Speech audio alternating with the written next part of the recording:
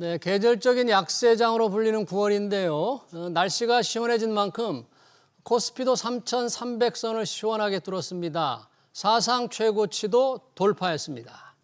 네, 대통령실이 상장 주식 양도소득세 부과 대상인 대주주 기준을 현행 50억 원으로 유지할 것으로 전망되면서 코스피 5천에 대한 기대감이 되살아난 듯합니다.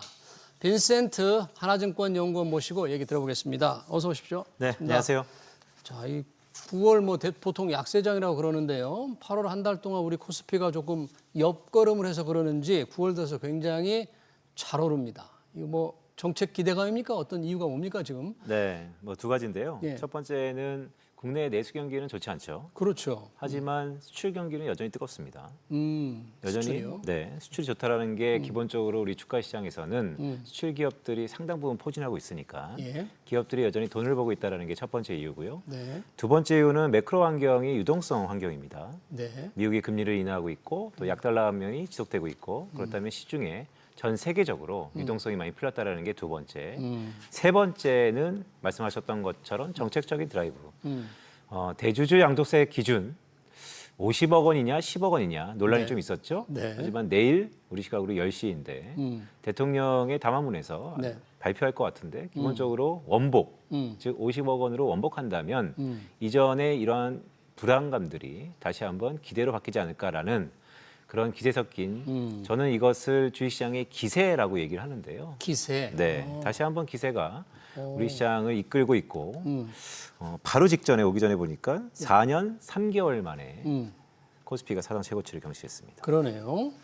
근데 이 말씀하신 대주주 기준, 양도소득세 물린 대주주 기준을 가지고 당초에는 이제 10억 원으로 낮추면서 강화하려고 했는데 이게 그렇게 시장에 이제 부담을 줄 만큼 그렇게 충격적인 것이었습니까? 예? 저는 크게 한 두 가지로 보는데요. 첫 번째는 이재명 정부 출범한 다음에 가장 고무적이었던 것은 한국 가계 포트폴리오를 재조정하겠다. 네. 즉 포트폴리오 부동산의 60-70% 들어가 있던 이 가계 포트폴리오를 동산으로 바꾸는 데 있어서 가장 건국 이래 자발적으로 정책적인 힘으로 이끌어보겠다.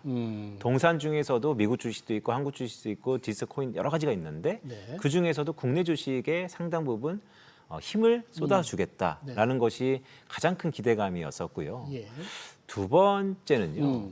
이 양도소득세 기준이 50억 원에서 10억 원으로 낮춰지면 여의도 즉 금융시장에서는 불안감이 크게 두 가지였는데 예. 첫 번째는 이러다가 연말에 돼서 대주주의 양도세를 탈피하기 위한 대주주들의 물량 투하가 있지 않을까. 물량. 즉 매도 물량 투하에 대한 두려움이 있었던 거고 두 번째는 실제적으로요. 50억 원에서 10억 원으로 낮추면 예. 세금을 더 내는 사람들이 2023년 말 기준으로 50억 원이었을 때 대주주 여건에 해당하는 분들이 15,000명. 예. 10억 원을 낮추면 10만 명으로 늘어납니다. 따라서 중산층들의 상당 부분 부담 섞인 부담이 될 수 있었을 것 같다. 이 두 가지의 우려감이 그동안 우리 발목을 잡았다라고 할 수 있겠죠. 정부는 나름대로 재정을 늘려야 보니까 세금을 좀 더 걷어야 되잖아요. 그래서 이제 세금을 더 걷기 위한 여러 가지 장치들을 지난번 세제 개편에 넣었는데 이것도 이제 그런 차원에서 들어간 건데 세금을 안 걷을 더 늘리지는 않을 수는 없고 그리고 그에 따라 증시에 이런 충격을 주니까 일각에서는 50억 원에서 10억 원으로 낮추는 것보다 좀 단계적으로 네. 뭐 중간에 20억을 한다든지 30억을 한다든지 이런 게 좀 필요하지 않느냐 이런 의견도 좀 있었던 것 같아요. 맞습니다. 근데 일방적으로 이제 원복 50억 그대로 유지하는 쪽으로 지금 정해지는 것 같은데 중간 단위로 구간에 두면 어떤 문제가 있어요? 사실 문제될 건 없는데요. 예. 복잡합니다. 복잡하다. 네, 정책의 복잡함이라는 것은 금융시장의 불확실성을 다시 한번 높일 수 있고요. 예. 따라서 금융시장에서 가장 불확실성이 리스크 요인 중에 가장 으뜸이기 때문에 예. 글쎄요, 세 부분으로 나눈다? 그것을 가만 한 발짝 뒤에서 생각해 보면 예. 애초에 이 정책적인 적시성 측면에서 아니면 효과 측면에서 뭔가 문제가 있었기 때문에 그것을 미세 조정한다?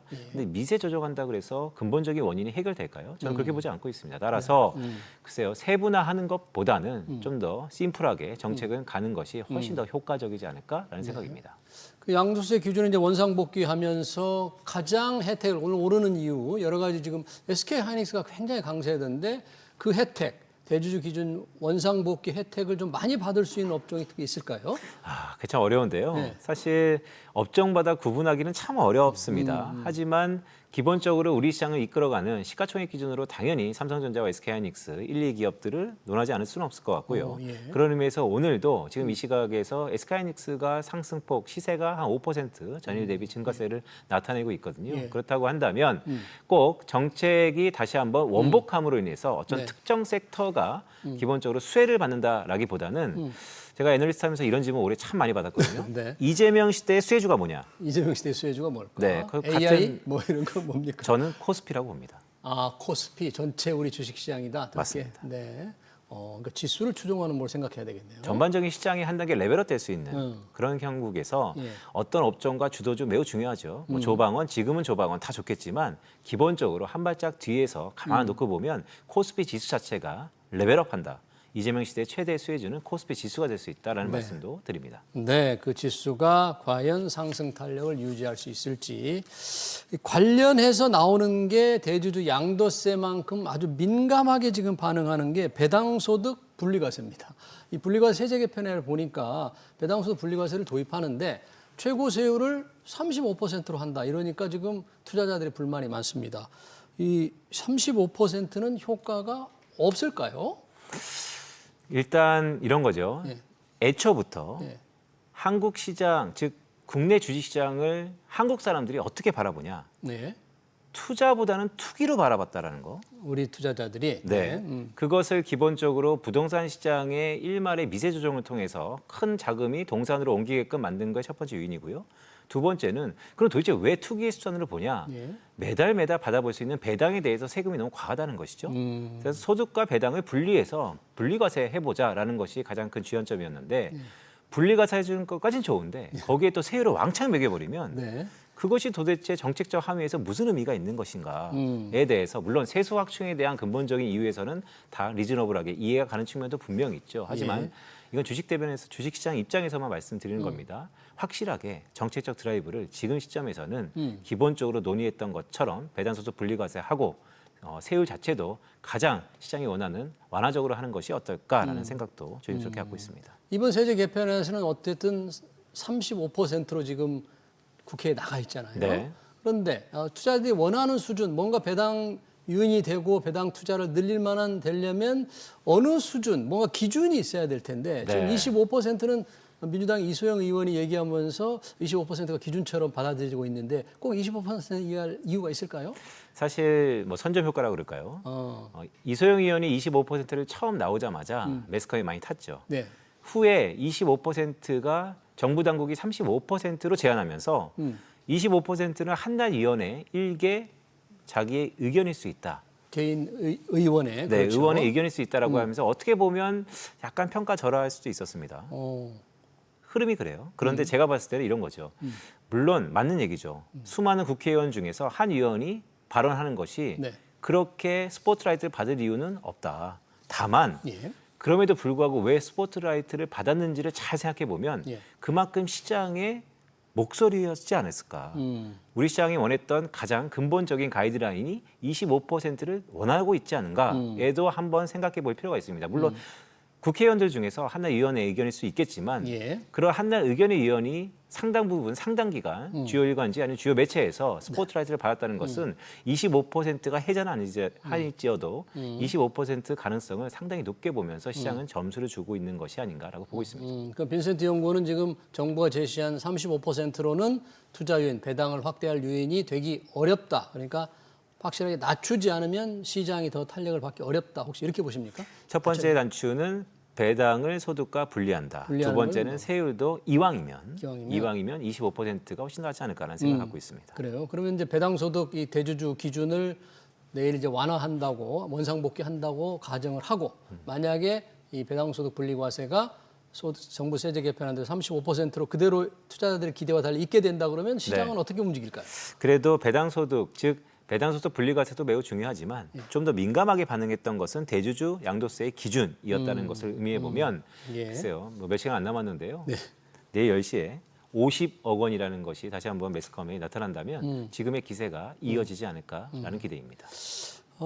주식 투자 소득도 다른 소득처럼 뭔가 세금을 제대로 물려야 된다 해서 우리가 금융 투자 소득세 얘기가 나오다가 지금 사실상 철회됐잖아요.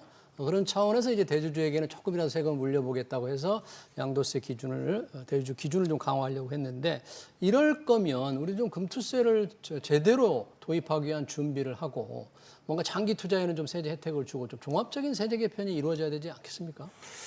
완전히 리모델링 할 필요가 있죠. 하지만 모든 것에는 통과 의례라는 게 있습니다. 예. 급하다 보면 지금 한 2달 동안에 우리 코스피 지수가 옆에 있는 중국은요. 8월 한 달 동안 8% 이상 상해 종합지수가 올랐고요. 8월에. 네, 일본 니케이 지수는 계속해서 상승세를 보이고 있고 유독 7월 달 말부터 8월 달 우리 한국 시장만 그렇죠. 박스피에서 기세를 잃었거든요. 즉 동력을 잃었다는 것이죠. 그래서 제가 근본적으로 봤을 때 소득이 있는 곳에 세금이 붙는다. 당연한 얘기겠죠. 하지만 지금의 우리 상황을 놓고 봤을 때 이 가계 자산의 포트폴리오의 큰 변화, 더구나 미국 주식보다 한국 주식에 대한 어느 정도 투자의 유인을 높이려면 지금의 이러한 정책은 애초에 이재명 정부 출범과 동시에 논의되었던 그 수순대로 나오면 어떨까라는 기대적인 기대를 다시 한번 말씀드리면서 또 다른 세금은 전면적인 개편이 물론 필요하긴 합니다. 네. 하지만 오래 투자하고 장기간 보유했을 때 혜택은 지금 주택시장에서는 상당 부분 있거든요. 그게 우리 금융시장에서도 도입되면 좋겠다라는 말씀도 드립니다. 네, 알겠습니다. 자, 이렇게 기세를 뺏긴 듯한 느낌, 아까 대주주 기준 때문에 그런 말씀을 하시면서 이게 이제 원상복귀 때문에 시장의 상승의 동력이 될 수 있다고 말씀하셨는데 동시에 유동성이 늘어나고 있다. 미 연준의 금리나 기대감도 지금 시장에 호재로 작용을 하고 있다고 하셨는데 이제 이달에 연준이 이제 FOMC에서 금리를 낮출 거라고 지금 하잖아요. 네. 근데 일각에서는 뭐 한꺼번에 조금 많이 낮춘다. 빅컷 할 거라고 예상도 있는데 혹시 어떻게 예상을 하시나요? 네. 뭐 not yet이라는 얘기를 합니다. 네. 아직 네, 비컷까지는 9월 달에는 좀 시기상조일 것 같고요. 시기상조다. 물론 간밤에 있었던 미국 벤치마크의 큰 폭의 하락 조정. 예. 즉 미국의 지난 1년 동안의 고용 통계가 오버 에스티메이트 너무나 과잉 추정돼 있었다. 한 100만 명 가까이 91만 1천 건인데요.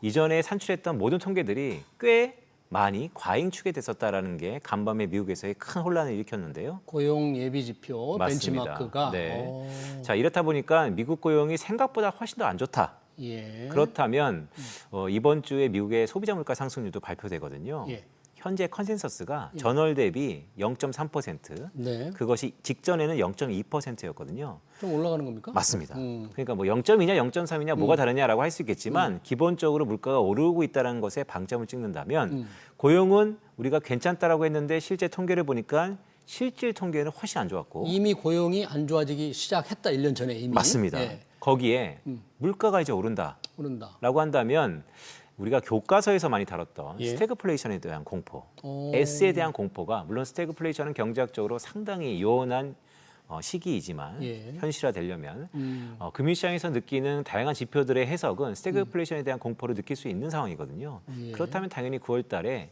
25bp 베이스 포인트의 하락이 아니고 인하가 아니고 빅컷해야 되는 거 아니냐라는 기대감이 지금 이 순간 가장 큰 상황입니다. 그럼에도 불구하고 지금 미국의 고용 지표는 안 좋은 건 사실이지만 침체를 논할 정도는 아니거든요. 왜냐면요. 실업률이 4.3%입니다. 실업률이 네. 과거 미국의 경기 침체 때 평균적인 실업률은 러프하게 말씀드리면 8% 중후반이거든요. 네. 지금 거의 절반 수준입니다. 낮기 따라서 때문에. 둔화되는 건 맞지만 침체까지는 아니다라는 의미에서 이번 9월 달에는 25bp 금리 인하 가능성이 높다라는 말씀을 드립니다. 그러니까 지난 1년 2025년 3월까지 지난 1년의 고용 지표가 이미 나빠지기 시작했는데 그럼에도 불구하고 뉴욕 증시가 상승세를 보인 것은 고용이 나빠졌지만 그래도 금리 인하에 대한 기대감이 더 시장에 훈풍으로 작용한다. 이렇게 봐야 됩니까? 고용이 나빠질 것 같아요. 뭔가 시장도 조금 타격을 받아야 될 것 같아요. 그렇지 않잖아요. 네, 너무 좋은 질문인데요. 네. 금리 인하 이퀄 그의 근저에 깔고 있는 게 경기 침체면 주식시장 안 좋습니다. 예. 근데 지금은 첫째, 경기 침체가 아니다라는 거. 경기 침체는 아니다. 네, 두 번째. 그러면 연준의 지금 금리 인하는 어떻게 해석해야 되는 것인가? 보험적 금리 인하라는 것입니다. 보험적 금리는 무슨 뜻인가요? 네, 경기가 안 좋아질 것 같으니 예. 미리 보험적으로 금리를 인하해뒀다가 경기가 안 좋아지고 뒤늦게 금리 인하하면 실물 경제에 충격이 크다 보니까 사전적으로 예. 한번 해보겠다는 것이에요. 근데 이게 미국에서는요, 과거 한 3번 정도 있었습니다. 95년, 98년, 2019년. 네. 1995년, 1998년, 2019년 세 번에 걸쳐서 보험적 금리 인하가 있었는데 네. S&P 500 기준으로는 3번 다 플러스였고요. 한국의 코스피 기준으로는 2번 플러스였습니다. 네. 즉 보험적 금리 인하는 주가 시장에서의 긍정적인 요소였다는 측면에서 보더라도 네. 금리 인하라는 것이 경기 침체가 아니라면 상당히 주가 지수에는 긍정적일 수 있다라는 말씀을 드립니다. 그렇군요. 그래서 뉴욕 증시가 올랐네요. 이런 상황에서 짧게 우리 투자자들에게 우리 주식시장 국내에서 어떤 자세로 임해야 될지 좀 부탁드립니다. 네, 지금은 증시를 떠날 때가 아닙니다. 지금은 모아야 될 때입니다. 주식을 모아야 될 때라는 말씀을 드립니다. 네, 잘 들었습니다. 하나증권의 빈센트 연구원이었습니다. 연구원님 고맙습니다. 고맙습니다. 네.